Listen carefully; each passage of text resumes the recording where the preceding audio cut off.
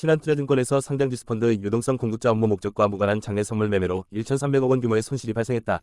또다시 내부 통제 부실 논란과 함께 최고 경영자 책임론까지 제기되는 상황이다. 지난 11일 신한투자증권의 담당 부서가 지난 8월 2일부터 이달 10일까지 발생한 손실을 수학거래로 허위 등록해 손실 자체를 감췄던 것으로 공시를 통해 밝혀졌다. 손실은 8월 초 미국발 경기 침체 우려로 국내 주식시장의 역대급 폭락장에 이뤄진 코스피 200 선물 거래가 원인이었다.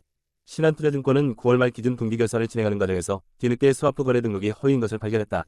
이어 내부 조사를 통해 이런 사실을 확인하고 이를 금융감독당국에 신고한 것이다. 이에 금융감독원은 지난 14일부터 신한투자증권에 대한 현장검사에 돌입해 이번 금융사고와 관련 ETF 관련 자금을 운용하는 과정에서 위법 행위와 내부 통제 적정성 등 손실 발생 원인을 상세히 살펴보고 있는 것으로 전해졌다. 금감원은 신한투자증권의 손실을 이상손실로 의심해 손실 은폐 목적의 가공계약일 수도 있다고 보고 선물거래의 실제성을 조사하고 있다. ETF LP 부서에서 일별 손익한도를 확인했는지 계약서 거래 상대방이 있는지를 전반적으로 점검한다는 방침이다. 이와 관련 김병환 금융위원장은 금융권에서 각종 횡령, 부정대출 등 금융사고가 지속되고 있어 우려스러운 가운데 최근 신한금융투자에서 대규모 손실이 발생했다면서 금융감독원이 이번 사고를 철저히 검사조사 들어가고 결과에 따라 필요한 조치를 취해줄 것을 지시했다. 개인 주식 투자자 단체인 한국주식투자자연합회도 성명서를 통해 2개월이 넘는 기간 동안 불법 거래가 이어져 왔지만 내부 통제 시스템이 전혀 작동되지 않았다며 손실을 감추기 위해 수학 거래로 허위 등록까지 한 것은 담당자 개인의 일탈로만 보기에는 무리가 있다고 지적했다. 이번 금융사고를 둘러싸고 내부 일각에서는 성과 만능주의가 빚어낸 결과라는 분위기가 감돈다.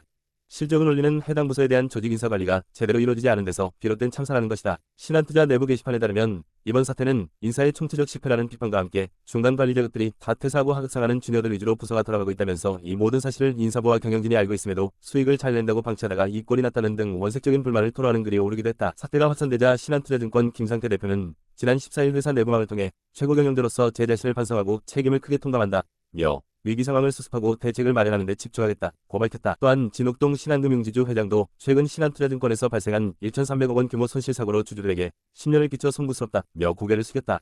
이번 신한투자 손실액은 최근 7년치 전체 증권사 금융사고 규모보다 큰 수준이다. 이런 가운데 내부 통제 부실 논란과 함께 김 대표의 책임론이 거론되고 있다.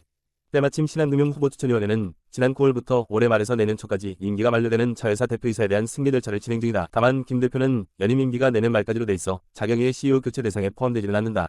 하지만 이번 신한투자증권의 대규모 손실 여파로 자경위에서 김 사장에 대한 자격 요건에 대한 논의가 진행될 수도 있을 것이라는 관측도 제기된다. 이번 금융사고와 연기금기관 거래 배제에 대해 신한투자증권 관계자는 파이낸스 뉴스와의 통화에서 연기금기관 거래 배제 사유에 대해선 아는 바가 없다면서 금융손실 사고는 내부감사와 금감원 조사가 진행 중에 있다고 말했다.